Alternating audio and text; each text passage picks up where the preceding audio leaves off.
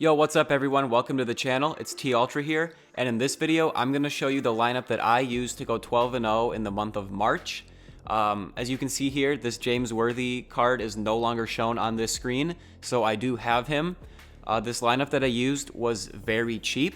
In fact, only one card on there was not a free card, if you count just the players that I used in my lineup. And before we take a look at the lineup, I need you guys to hit the like button and subscribe if you're ready to see this fire lineup. And without further ado, here it is. Alright, so here it is, guys. This is the lineup that I used. As you can see, my center through shooting guard are all free cards. Embiid and Josh Smith were all from the token market. And then this Pink Diamond Giannis was part of a Spotlight challenge. And then this Brandon Roy card was a free card you got for completing a bunch of the Spotlight challenges. And as I previously mentioned, I only paid for one card in this lineup, and that would be this Pink Diamond Russell Westbrook. I did end up going 12-0 before the new fan favorites packs came out that have all those like humongous centers that are now in the game and playing in Unlimited. So now that those cards are out, there are a couple changes I would make to this lineup moving forward, just to kind of combat like those humongous centers that are now in the game. But other than that, I really did like using this lineup, and before I used this lineup, I was really struggling to go 12-0 in the month of March. But then once I used this lineup, the first time I tried going 12-0, I went 11-1, and I ended up losing the last game of my 12-0 run. So I was 11-0, and I lost my 12-0 game, and I was pretty distraught, I'm not gonna lie. But if anything, I knew that since I went 11-1 with this lineup, that I could go 12-0. You can see the scores on the screen from my first attempt, and I had a lot of good games. The last game, I ended up losing by 3. I forgot the score because I was so upset that I just kind of exited the game right away. But as you can see, like the lineup was doing very well. So I tried it again right after. I tried going 12-0, like I didn't take any break at all. And I was able to go 12-0 the next attempt. I have the scores on the screen right there. There were a couple close games in there, but I gotta say, you know, the lineup, it got me through it. I ended up going 12-0, and I did get this James Worthy card. There he is. So now I'm gonna tell you guys kind of how I used each of these cards, and then I'm gonna tell you guys some changes I'm gonna make moving forward. So to kind of start off the explanation of how I use these cards, I first have to talk about how this lineup really helped me with matchmaking. I still did play a lot of high overall teams. I played plenty of teams that were, 95 and above, and they had full Pink Diamond and Galaxy Opal rosters. But what I like about this team is that if I keep this same starting 5 in the game for the whole, the whole game, which I would have to do since I have no bench, I was still able to contend with even the best teams out there because I'm good with these cards and they all do certain things well, where even if the other team is, moving players, on and off the court from their bench and their starting lineup, these players on my team that I keep on the court the whole game, they are able to hold their own against anyone on the court. That was before they, brought out those new humongous center cards. So like I said, I would make a few changes, but that's kind of what really pushed me over the edge. Was I was able to have this overall of 88. So I did play a few teams that were similar in, the makeup of their team, where they just had 5 cards similar to mine. I played some teams that had full rosters and their best card was worse than my worst of my starting 5. And I played a lot of teams that, had God squads. And no matter who I played, I was able to be in the game.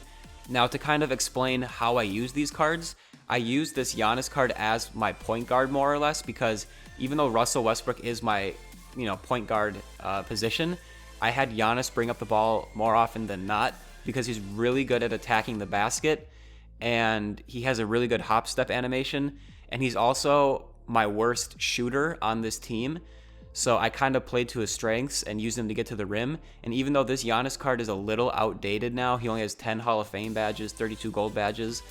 There are better Giannis cards out there, and there might be better cards that you can use in general in that position. It worked for me, and it's a free card, so I figured why not use him? He gets the job done. And then I also used this Bucks playbook, and I did quick 64 fist out, I think was the play that I used a lot, and that spaces the floor really well.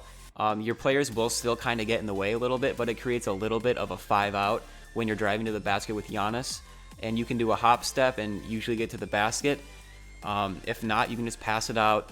Otherwise, as you're driving, the defender might bring their help defender over and leave your teammate wide open. And all of these guys can knock down a shot. Josh Smith is my second worst shooter on the team, I would say. Joel Embiid and Josh Smith, it's kind of close between them. But Josh Smith is a really, really, really good defender. He's a great all-around card. His lowest overall stat is an 82 post hook or post fade, something like that. And I wasn't really using him in that capacity anyways. But look at his grades. He's got all A pluses, just A minus playmaking. He has 35 Hall of Fame badges, 27 gold badges. You can kind of take a quick look at his badges here. He has clamps, he has interceptor. I can't remember what sort of range extender he has. He has dimer. I think he has gold range extender, if I'm not mistaken. Yep, gold range extender, gold quick draw. So during my first attempt of going 12-0 with this lineup, I lost my 12th game, and Josh Smith was a huge reason why I lost, actually, because he was missing so many jump shots. But other than that game, he was very solid from 3. He's good at getting to the rim. He's a fantastic dunker. And like I said, he's a great overall card. And if I did come across a big point guard, such as like LeBron James, Ben Simmons, or Giannis, what I would do is I would put Josh Smith on their big point guard. Or maybe I would put Giannis on the point guard. It kind of depends on who their power forward was. If they had like a power forward that Josh Smith could guard, I might put him on the power forward and then put Giannis against their big point guard. But regardless, I usually put one of these two against their big point guard, and then I dropped everyone else down. So Russell Westbrook would guard the 2, Brandon Roy would guard the 3, and then whoever between Josh Smith and Giannis, whoever wasn't guarding the point guard would guard the power forward, and Joel Embiid would guard the center. And this worked really well for me. I came up against Ben Simmons quite a bit. Like, it seemed like pretty much half the games he was in their lineup, and we were able to stop him very well. So I really do like this Josh Smith card. I'll probably still use him moving forward, but between Josh Smith and Giannis, I think a good replacement card could be this Brian Scalabrine, just because he offers something more on offense, like shooting wise. And he's a little newer than this Giannis card. He has 30 Hall of Fame badges compared to Giannis's 10. And like I said, he's a good shooter, but I really do kind of run my offense through Giannis. So if anything, I would maybe put Scalabrine in for Josh Smith. Another option I would consider maybe using is this James Worthy card. I haven't used him yet, but this is the Player of the Month reward I got from March for going 12-0. So I'm going to use him a little bit and see if I like him. He might make the squad. A couple other options, you could use this RJ Barrett or Cam Reddish. This is a token card, this RJ Barrett. Cam Reddish is a free card from the Spotlight Sim challenges for completing the Hawks challenges. So if you guys are looking for, I kind of like to use them at the 2. They can play the 3, but these are 2 other great cards you can use at the 2 or the 3. At the 4 or the 3, I might use this Scal, maybe this Michael Beasley, but we'll see. Like, this Josh Smith card, he's not the best offensive card I've ever seen, but he's so good on defense, it's kind of hard to replace him. Just between Josh Smith, Giannis, and Joel Embiid, they're all competent on offense, but none of them really stand out as like superb, other than Giannis and his ability to kind of get to the basket and he can make corner threes very well once you get his release down. So I might look to upgrade one of these cards with a better offensive card, but they're so good on defense and they can hold their own on offense where I'm gonna really have to think about it. This Joel Embiid card, he is actually very good offensively, but what I meant by these cards are kind of limited offensively is that this Brandon Roy card is really my only like pure like shooting card that I can rely on to score, kind of like a T-Mac or a Carmelo Anthony Galaxy Opal, like just cards you can give the ball to and they can green a 3-pointer from pretty much anywhere. Russell Westbrook is also pretty good at that, but he's not perfect. At least I'm not the best with him, but I did use him a lot, obviously, and I was able to get more used to him, and he came in clutch for me. But I really do like this Joel Embiid card. because he has gold range extender. He has 99 offense, 98 defense. He has 25 Hall of Fame badges, 17 gold badges. He's a super duper good shooter. So I can do some pick and pops with him. I don't just rim run every single possession doing 5 out. I like to do some pick and rolls, pick and fades. As you can see, he has gold range extender. I'll run a couple plays, but not too often. Usually just like a floppy or something like that. But this Joel Embiid card is a super good center. But like I said, now that they have those big centers in the game, like Bol, Manute Bol, Boban, I am thinking about maybe not replacing Joel Embiid completely, but running someone else off of the bench, because like I mentioned, this card is really good on offense. He has a 91 3 ball with gold range extender, plus a coach bonus and a shoe bonus if you put that on him, 90 mid-range and 96 close shot. He's a good dunker. He has very good post moves. His ball handling is a little bit low, but he's a good block. Perimeter defense is actually very respectable with an 81. Interior defense is 96, which is really good. Rebounding is a 95. He has an 80 speed, which is pretty good for a center. 73 speed with ball. Strength of a 96. 79 lateral quickness. So he's like a very solid center. But one thing I might consider now that there's a bunch of big centers in the game is using this Boban card.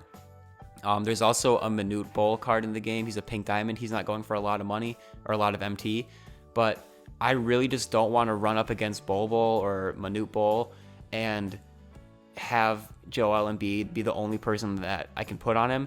And then if that person starts 5-outing against me, where it's Joel Embiid against their humongous center, you know, he's going to beat me every single time. So then I'm going to have to bring a help defender. And as soon as I do that, he's going to kick it out and it's going to be a wide open 3 every single time. So I really don't want to do that. So I might have this Boban card come off the bench. What I like about this card is, aside from his size, he's 7'3", 290 pounds. He does have 20 Hall of Fame badges and 12 gold badges. But what's awesome about this card is he is actually a decent shooter. He's not amazing. He comes with gold clamp, screen machine, quick draw, catch and shoot, and he has an A 3-point rating. I'll take a look at his exact attribute. It's an 87, and Joel Embiid is a 91, which is only, you know, it's only slightly worse. He's worse in the post. He's pretty much a little bit worse in everything than Joel Embiid, except for the size. He has a little bit better block, but like his steal is terrible. Perimeter defense isn't very good. Rebounding is, you know, slightly better than Embiid.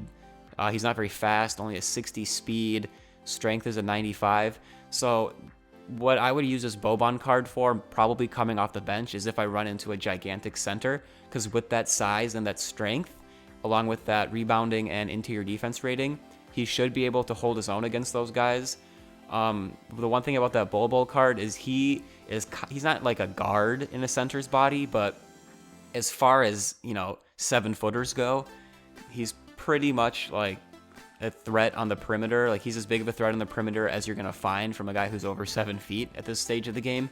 So if he decides to take Boban out to the perimeter, he might burn him there. But, you know, you can't really perfectly match a card like that Galaxy Opal Bol unless you have that exact same card, because he's just so glitchy with his size and his attributes and stuff. So that's kind of what I'm thinking for my center position moving forward. This Brandon Roy card, I really do like. He's a free card. He has really good badges. He's a really good shooter. I don't want to say he's outdated, but he is an older card. He does have Hall of Fame range extender, quick draw, pickpocket, green machine, clamps, quick first step. So he does have a lot of the important badges, but there are also cards that you can get that are similar to him that are either cheap, you know, or they're free. Some examples of that, like I mentioned, could be this, where is he? RJ Barrett. He's a token card, 150 tokens for him. Cam Reddish is another great example. Like I said earlier, you get him from completing the Hawks Spotlight Sim challenges. Other than that, at the shooting guard position, that's probably it. Kind of to transition into that, into the next thing, you could also use this Zach LaVine. That's kind of where I'm going to go with this next point guard discussion. So I do like this Russell Westbrook card, but I did just get this Zach LaVine. We just got him in my last no money spent video. If you want to check that out, see how we got that using our collector level. But you know, Russell Westbrook and Zach LaVine, they each do different things. You know, they have different strengths and weaknesses. I'm not sure who I like better. I do like how Zach LaVine can also play the point guard or the shooting guard. So maybe I'll go with those two and put Brandon Roy on the bench or something. It's hard to say what I'm going to do moving forward, but there are a lot of good point guards in the game. To give you some examples, I did use this Jeremy Lin for a long time, and it was really hard for me to get used to Russell Westbrook after using Jeremy Lin for so long. But once I did it, you know, it worked out. I ended up going 12-0. This Jason Kidd card. So Jeremy Lin and Jason Kidd are both free cards you get from Spotlight Challenges. I don't really like this Jason Kidd card that much. He's a really good defender, but on offense, he's not that good for me. He always seems to get blocked going to the basket, and his release, I just can't seem to time very well. But as you can see, he's a good defender. He has A+ post defense as a point guard, so that's really awesome, especially if you come up against a big point guard. Like, that's definitely something you can use. Other than that, this Eric Bledsoe is free. I've heard some people like him. I haven't really used him that much. And like I said, this Zach LaVine card is another card I might consider using at the point guard position. And along with that, especially since if I do keep Giannis in my lineup, since I use Giannis sort of as my point guard, more or less, because I have him bring the ball up the floor a lot, one thing that allows me to do is kind of use the point guard position. I can focus on that being more of a shooter than anything else. So that's kind of where Zach LaVine would come into play. We can just compare the cards here. Zach LaVine's a little bit taller, 2 inches taller. They have the same weight. He has more Hall of Fame badges. He has floor general. He has Hall of Fame range extender. They both have Hall of Fame range extender. He has Lob City passer, Lob City finisher, green machine, deadeye, clutch shooter. He has Hall of Fame clamps and quick first step. Russell Westbrook also has Hall of Fame clamps, but for some reason it seemed like out of everyone that I use in my lineup, he would get burned more often than not. I don't know what it was. I don't know if other people have experienced that as well, but I did notice that using that Russell Westbrook card. So that's one thing I'm going to consider moving forward. So Zach LaVine does have some really nice badges. He has quick draw on gold. I'm not sure why it's not Hall of Fame, but we're going to look at the attributes here, and that's where you can kind of see the differences between these two cards. So like Russell Westbrook is better in the post a little bit, which doesn't really matter. Driving layup is about the same. The 3-point shot though, LaVine has a better 3-ball, and I have a Ruby coach, I think, and that gives LaVine a +3 3-point rating. So with that, he will have a 99 overall 3-point shot. So the way I use my team, it might make more sense for me to use LaVine at the point guard position and then use Giannis at the 4, but kind of use him as kind of my point guard bringing the ball up the court. Because then once I collapse the defense, I'm kicking out to Zach LaVine and Brandon Roy and even Josh Smith, who can knock it down. Like I said, I could replace him with a Scalabrine maybe, because then if I'm kicking out to those 3 guys, LaVine, Brandon Roy, and Scal, like they all can knock it down from pretty much anywhere on the court, plus Embiid with gold range extender, and then Boban coming off the bench if he needs to match with the humongous center of my opponent. Plus, he can still knock down the 3 if he needs to. That might be the way to go moving forward. We'll have to see. LaVine is a better dunker. He comes with a 99 dunk. I'm not surprised to see that. And he has an 80 standing dunk, while Russell Westbrook only has a 30 standing dunk. Ball handle is a little lower than Russell Westbrook. Block is quite a bit better. Steal is about the same. It's slightly worse for LaVine. The perimeter defense for LaVine is a little worse than Russell Westbrook, and that's a huge thing to me. But he does have Hall of Fame clamps, so that should be able to cover up a little bit of it. Interior defense is slightly better. Rebounding, this is where Russell Westbrook is pretty clutch. He has an offensive rebound rating of 45 compared to 35 for LaVine, but his defensive rebounding rating is a 90. Out of your point guard position, that is pretty crazy. But I gotta say, it wasn't very often that I didn't notice that. I was like, oh, I'm so glad Russell Westbrook has a 90, rebound rating, because it wasn't often that he was sort of, getting the rebounds. Like maybe he did more often than LaVine would, and I just didn't notice. But I don't know if that's enough to make up for Zach LaVine being a better shooter.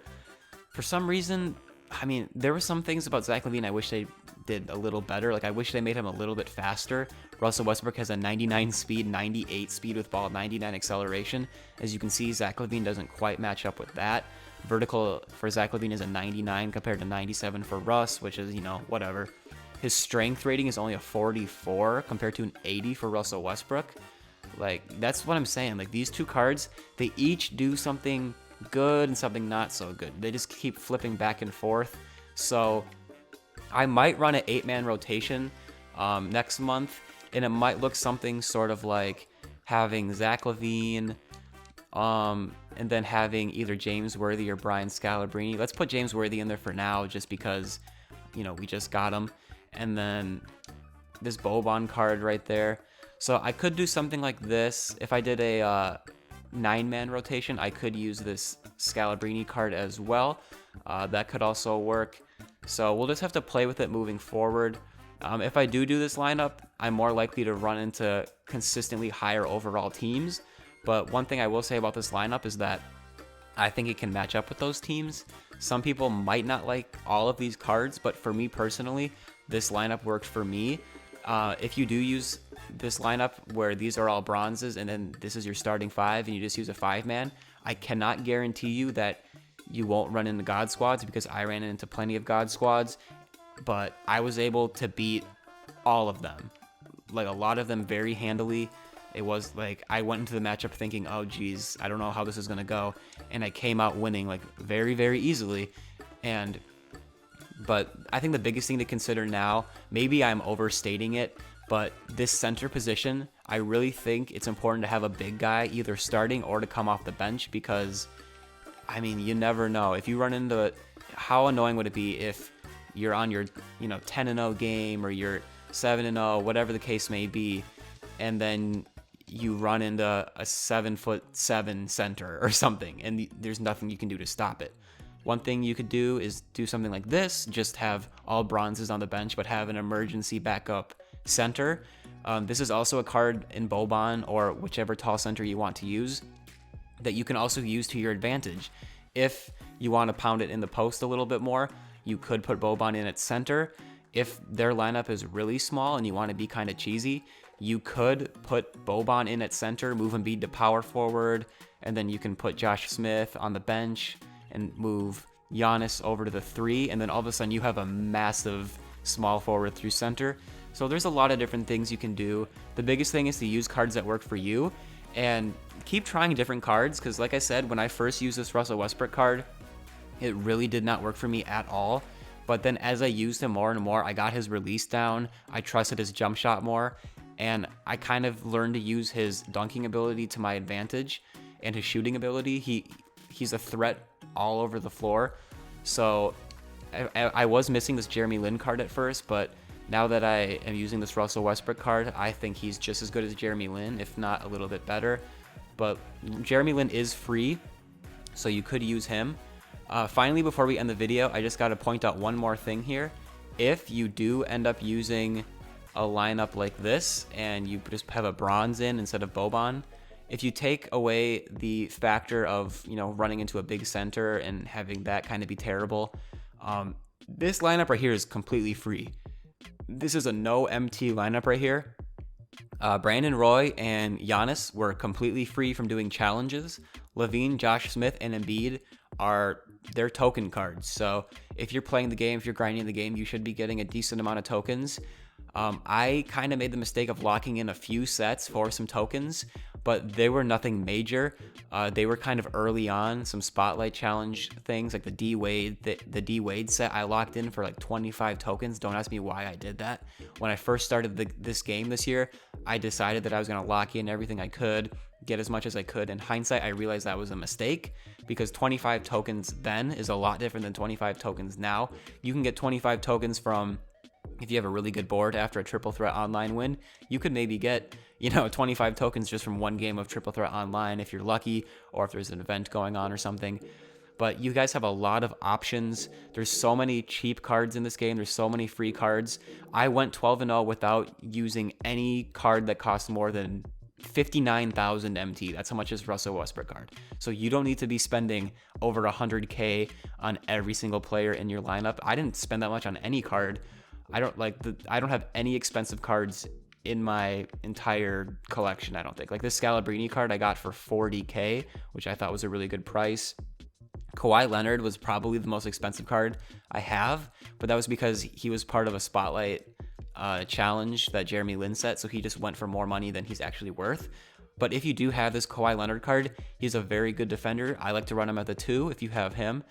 But now that I have James Worthy, I feel like I have to use him. I feel like I should take a quick look at his at him quick before we end the video, just to kind of get a good look at him. So he's the exact same size as Josh Smith. He has 30 Hall of Fame badges, 28 gold badges, so fewer Hall of Fame badges than Josh Smith, but he has catch and shoot, relentless finisher, hot zone hunter, lob city finisher, green machine, flexible release, quick first step, clamps on Hall of Fame, intimidator, pogo stick. So he doesn't have range extender on Hall of Fame. He has gold interceptor, pick dodger, rim protector, dimer, quick draw and range extender on gold, which is the same as Josh Smith. So I'll really have to think about it. They both seem like solid overall cards. James Worthy's a little better in the post, a little better mid-range. 3-point shot is about the same. Dunking is slightly worse. Ball handle's the same. Pass accuracy is worse for James Worthy. He has a worse block, steal, perimeter, and interior defense rating. Perimeter and interior defense is still good though for Worthy. Rebounding is slightly better for Worthy. Pretty much the same speed as Josh Smith. So these cards seem pretty similar. We'll have to see. I could end up using Worthy at the 4 or Smith at the 4 and getting rid of Giannis. But anyways, guys, this video is getting pretty long, so I just kind of wanted to show you what I used to go 12-0 in March, what I'm going to do moving forward, and some changes that I'm going to make to kind of adapt to the game, because you know, new cards are always coming out. 2K, especially this year, is always one-upping what they're doing. It seems like every week they're dropping a new card that is just so cheesy that you don't think it could get any cheesier, and then a week later it does. So, you know, always be staying up to date with this stuff, and just use cards that you're comfortable with. And like, for example, I use this Giannis card as my point guard. Like, that's how I think of it. Like, even though I don't have point guard Giannis, I sort of use Giannis as a point guard and Russell Westbrook as a bit of a shooting guard, which is why I might end up using Zach LaVine, who is a shooting guard.